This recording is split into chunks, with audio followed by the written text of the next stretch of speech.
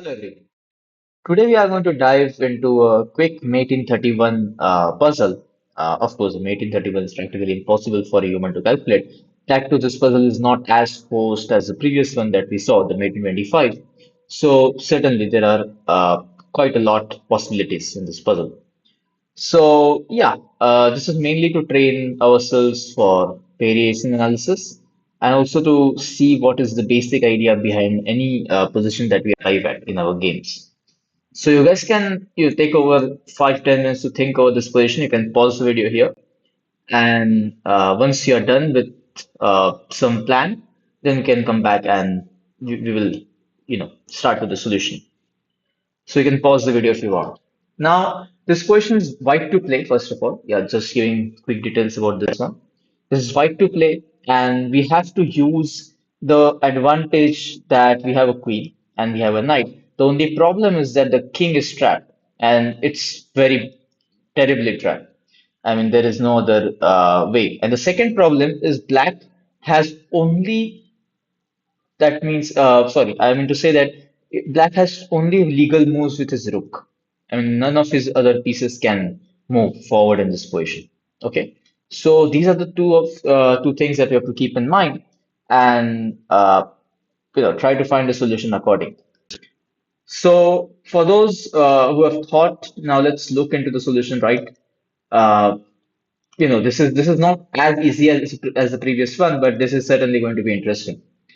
So the solution starts first with a nice queen sacrifice. Of course, we have to allow black to play some moves. If you notice, the black rook is stuck on the eighth rank. The black rook can only take the knight with a check. That means that if the knight was not on h1, on somewhere on h3 or anywhere in this entire file, the rook is not going to capture it because there is this constant threat of d8 queens. So now, because we have to provide black with ample amount of moves, we first sacrifice our queen. You have queen to f8 with a check. Rook captures on f8, and now we use our plan, knight to f2. Again, you can't take because this is not a check, and if it is not a check, you can take because of d8 queens. And there are several ways. I mean, he can go rook to d8 here. We have to move with our plan. You have to go this zigzag pattern with the knight and put the knight on f6. And why on f6, you will understand it shortly. So, for example, if he tries to find the open file, uh, you know, threatening rook to h1, of course, now you cannot move the knight anywhere else because otherwise rook to h1 is certainly a very important threat. So you play knight to h3, again blocking the rook's access to the first rank. You have rook to f8, trying back. Now comes knight to f4. You see the zigzag pattern that I was telling.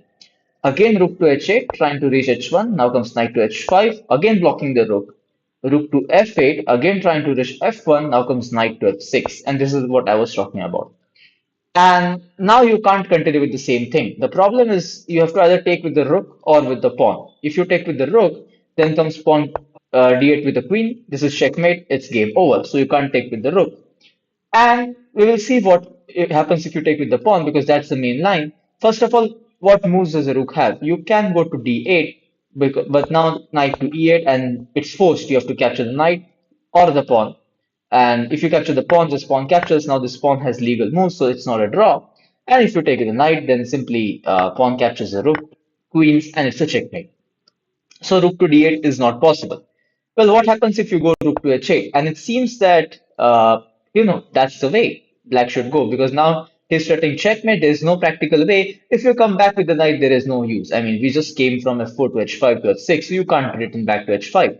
But here comes a very nice, brilliant sacrifice. You queen the pawn, deflecting the rook, but now you say because the rook has now moved, now I have knight to d7 with a check, again blocking the rook, and this is the final one. So this d8 queens is rather than deflection, it's more of a clearance tactic. You're clearing the d7 square for the knight for threatening a checkmate, and once this is done, knight to d7 with a check, rook captures, pawn captures. Again, this pawn, ever when you capture on d7, this c7 pawn is going to unfortunately have some legal moves, and that means that you're going to this is basically a forced checkmate. You push the pawn and you just queen and get a checkmate here. So that's as simple as this. So that means that you can't play both of these moves, rook d8 and rook h8. That leaves us with only other move, that is pawn captures on f6. And now what happens for this? Well, the first plan that you almost spot is pretty simple. You have to just push the pawn and kind of trap the rook. Now, the rook has only two ways to go. Rook to g8, which is the only option, or rook to d8. Now, that means that we have restricted these four squares for the black rook. Now, the black rook can't leave the last rank because of the same d8 queen's threat, and it can only approach on two other squares. That means that now the white king is free to come and gobble up the pawn on f6. So that starts king to b1. He can move the rook. The better option is to, push the pawn. The main problem is his rook cannot come in the e file or the f file. That means that the rook will be not be able to defend the pawn, nor will be able to keep the white king away from the pawn on f5. So king to c1, f4, king to d2, f3, king here, and there are still no checks. So maybe f2, king captures. Now comes rook to d8. That's the only other option. And what do you do now? It's very important to understand what do you do. If you move the king towards this pawn, it's not actually how it goes. For example, if you play this after rook d8, this, you know, this is not the way because he has this move rook to g8. And the problem is you can't take this. And you can't even promote the pawn because if you promote the pawn, this rook captures. Anyways, if you promote this rook captures, king captures, this is a stalemate. So that's not possible. And if you don't promote, if you just take, that's, that's pretty a draw. There's no move for black. That means that you can't come up with the king like this to the f7 square. It's worthless to come up with the king to the f7 square because no matter how you come, like for example, if you try to even waste a tempo like this, for example, if you try to come here and after rook g8 you try to play king f7, now comes rook captures on g7, and that's how the game will continue. I mean, this is again a draw. You can't. This is the killer rook tactic. The rook sacrifices itself for a stalemate. The king cannot take the rook because it's a stalemate, and wherever else the king goes, the rook is going to keep on guarding the d8 square, and there is no future. I mean, even if you queen, rook captures, king captures, it's going to be a draw. So that's it for this question. So that means that this idea of coming to f7, maybe losing a tempo and coming or directly coming onto f7 after king captures on f2, going with king e3, king e4, king e5, king f6, and king f7 is not going to work. That means that we need to first take this pawn, then go to f7, and meanwhile we have to push this pawn just enough on b5 so that once his rook arrives on g8, we can push b6, make him play captures on b6 so that one of these two pawns get a legal move, and then play king f7. So let's start with the plan. So let's say rook to d8, king to e3, rook to g8, king to d4, rook to d8, king to c4, rook to g8, king captures, rook to d8. Remember, he has only two moves. King to c4, rook to g8, pawn to b4, rook to c8, king to d5, rook to g8, king to e6, rook to d8 again. Never move forward to f7. This is the dangerous square because that allows a draw. Pawn to b5, rook to g8, and now comes pawn to b6, and he has to take. If you take with the a pawn, it's game over. Even if you take with this, there is king d6 winning the game on the spot, or even there is our usual plan with king to f7. Now the same tactic won't work because he has this, and even if he tries after king to c7, just a minute, yeah, yeah. After king to c7, you just sack your pawn on b8. King captures, and now d8 is queens, and it's checkmate. So yeah, and it doesn't matter how you take. I mean, after king f7, practically rook g7 is a forced move. You can't even play something like this, simply this. And the king has ample amount of moves. It's not a checkmate. It's not a stalemate. And the pawn also has ample amount of moves. That is what we have ensured by sacrificing our pawn on b6.